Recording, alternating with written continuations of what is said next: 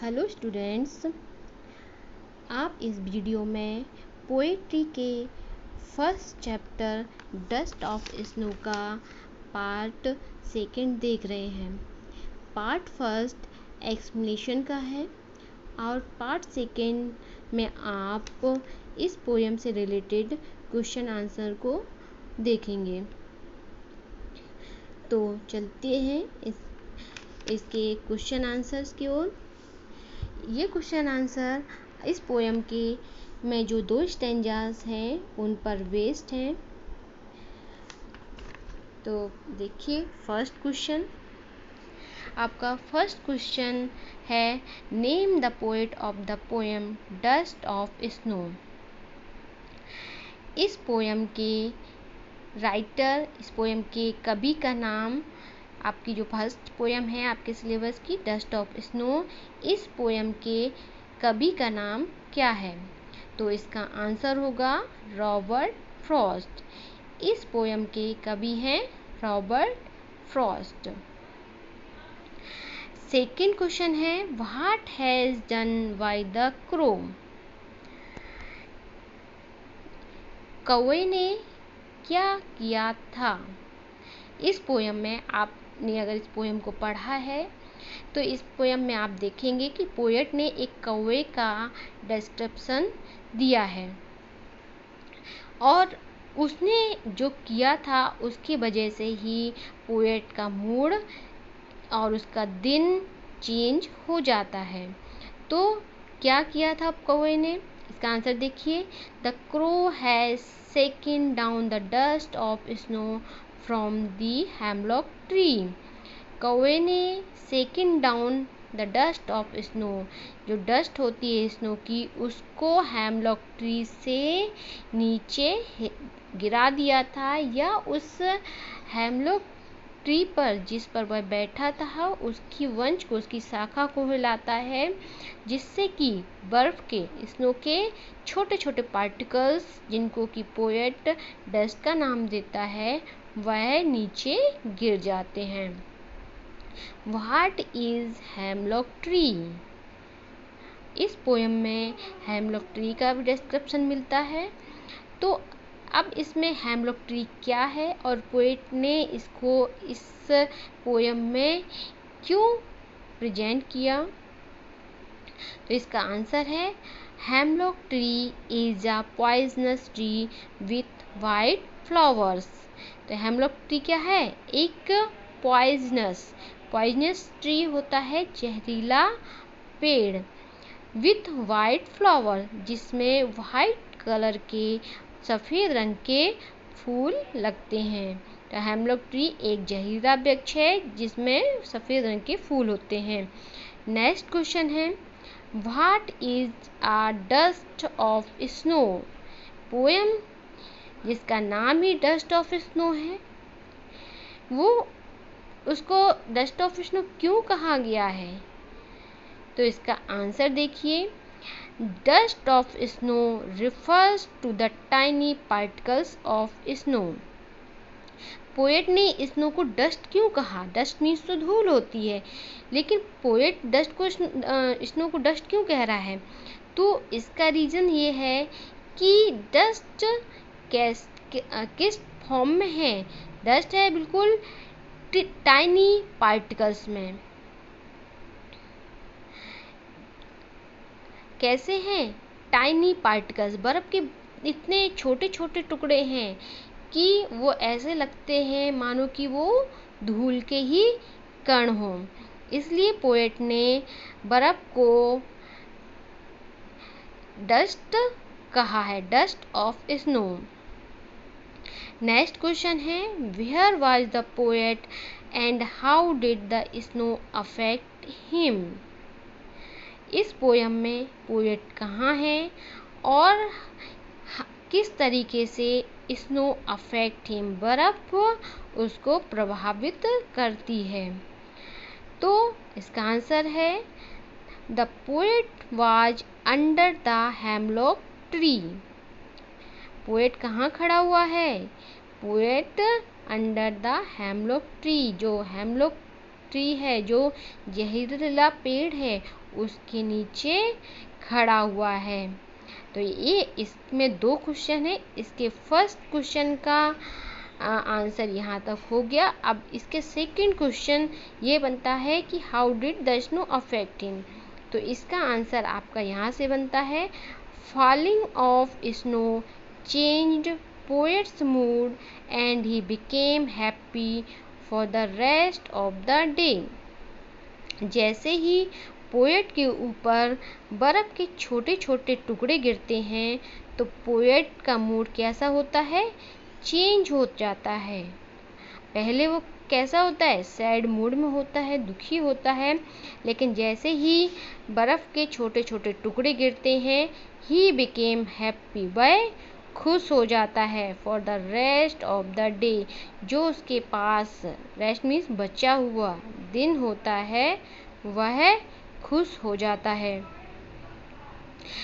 बचा हुआ दिन क्यों? क्योंकि कुछ दिन उसके अपने दिन का कुछ हिस्सा उसने पछतावा करते हुए दुखी होकर बिता दिया है, और बाकी जितना थोड़ा सा उसके पास दिन बचा होता है तो वह उसका दिन कैसा हो जाता है, अच्छा हो जाता है, क्योंकि अब वह खुश है। Next question, what brought a change of mood in the poet. What brought a change of mood in poet. Poet के मिजाज में बदलाव कैसे आता है, किस तरीके से उसमें बदलाव आता है? तो इसका आंसर क्या होगा, falling of dust of snow brought a change of mood in poet. जैसे ही पोएट के ऊपर स्नो के बर्फ के स्मॉल पार्टिकल छोटे छोटे टुकड़े गिरते हैं, वह पोएट के मूड में, पोएट के मिजाज को बदल देते हैं। क्योंकि जैसे ही बर्फ गिरती है, पोएट को बर्फ का गिरना, उसके छोटे छोटे बर्फ के टुकड़े गिरना पोएट को बहुत अच्छे लगते हैं, और वो बहुत खुश महसूस करने लगता है।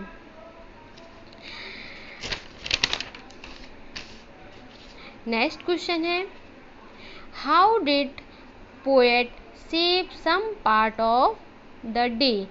किस तरीके से कवि अपने दिन के बचे हुए मोमेंट्स को बचाता है? तो इसका आंसर होगा, the moment of falling dust of snow from hemlock tree brought happiness to the poet. जिस क्षण पोएट के ऊपर बर्फ के छोटे छोटे टुकड़े गिरते हैं, कहाँ से गिरते हैं, हेमलॉक ट्री से। और हेमलॉक ट्री से कैसे गिरते हैं, क्योंकि उस पेड़ पर एक कौवा आकर बैठ जाता है, और उसके बैठने से उस पेड़ की शाखाएं हिल जाती हैं, और उस पर जमी हुई बर्फ पोएट के ऊपर गिर जाती है। और यह घटना जिस क्षण होती है, उसके बाद पोएट प्रसन्न महसूस करने लगता है, और उसका दुख में था, वो अचानक खुश हो जाता है। और इस प्रकार ही saved some part of his day. इस प्रकार वह अपने दिन का कुछ हिस्सा, सम पार्ट, क्योंकि आधा या कुछ समय वह पछतावे में निकाल देता है। लेकिन जैसे ही खुश होता है, उसे लगता है कि अब मैंने अपना दिन पछतावा ना करते हुए प्रसन्नता में निकाला है, तो वह इस प्रकार अपने दिन का कुछ हिस्सा बचा लेता है। What are the two negative creatures that Frost used as carrier of positivity? इस पोयम में फ्रॉस्ट ने कौन से 2 नेगेटिव मीन्स नकारात्मक क्रीचर्स, प्राणियों को जो कवि हैं, आपके पोएट हैं फ्रॉस्ट ने, as carriers of positivity means सकारात्मकता के वाहक के रूप में या सकारात्मक नकारात्मक प्राणियों के रूप में प्रस्तुत किया है। तो कौन से ऐसे क्रिएचर थे जिनको निगेटिव माना जाता है, नकारात्मकता का प्रतीक माना जाता है?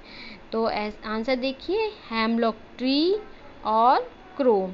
हेमलॉक ट्री को नकारात्मकता का प्रतीक क्यों माना जाता है? क्योंकि यह एक जहरीला पेड़ है और इसको सिंबल ऑफ नेगेटिविटी माना जाता है। इसी तरीके से क्रो को भी, कौवे को भी, बहुत से लोगों की कौवे की काँव काँव पसंद नहीं आती है और इसे भी वह नकारात्मकता का प्रतीक मानते हैं। लेकिन इस पोयम में यह दोनों चीज़ें पोएट के लिए पॉजिटिविटी लेकर आए। पोएट का जो मूड पहले ख़राब था, इन दोनों की वजह से उसका मूड अच्छा हो जाता है और इसलिए वह इन दोनों को पॉजिटिविटी के रूप में देखते हैं। नेक्स्ट क्वेश्चन है, what was there on the hemlock tree at that time? जब पोएट ने ये पोएम लिखी या जिस टाइम का पोएट डिस्क्रिप्शन दे रहा है पोएम में, उस समय हेमलॉक पेड़ पर क्या था? तो इसका आंसर है, there was snow in the hemlock tree at that time. जिस समय का पोएट ने इस पोएम में डिस्क्रिप्शन दिया है, उस समय हेमलॉक के पेड़ पर क्या थी? बर्फ। तो उस समय हेमलॉक के पेड़ पर बर्फ थी। नेक्स्ट क्वेश्चन है, what was the mood off poet in the beginning of the poem? तो जब पोएम शुरू होती है उस समय पोएट का मूड कैसा होता है? बिगनिंग में शुरुआत में, जब पोएम की, इस कविता की शुरुआत में पोएट का मिजाज कैसा होता है? तो इसका आंसर है, in the beginning of the poem the poet was in sad mood. कैसा होता है पोएट का मिजाज? बहुत दुखी होता है, उदास होता है और अपने दिन को लेकर पछतावा कर रहा होता है। जैसे ये पोएम आप पढ़ेंगे उसमें आपको क्लियर हो जाएगा कि उस समय पोएट बहुत ही उदास होता है और अपने दिन को लेकर पछतावा कर रहा होता है। लेकिन जैसे ही पोएट के साथ स्नो फॉल की इंसिडेंट होती है, पोएट बहुत अच्छा महसूस करने लगता है और अपने दिन का कुछ पार्ट, अपने दिन को पछतावा करने से रोक लेता है। So these are the 10 question and answer of your first poem dust of snow. And I hope कि आपको ये क्वेश्चन आंसर समझ में आए। Okay, thanks.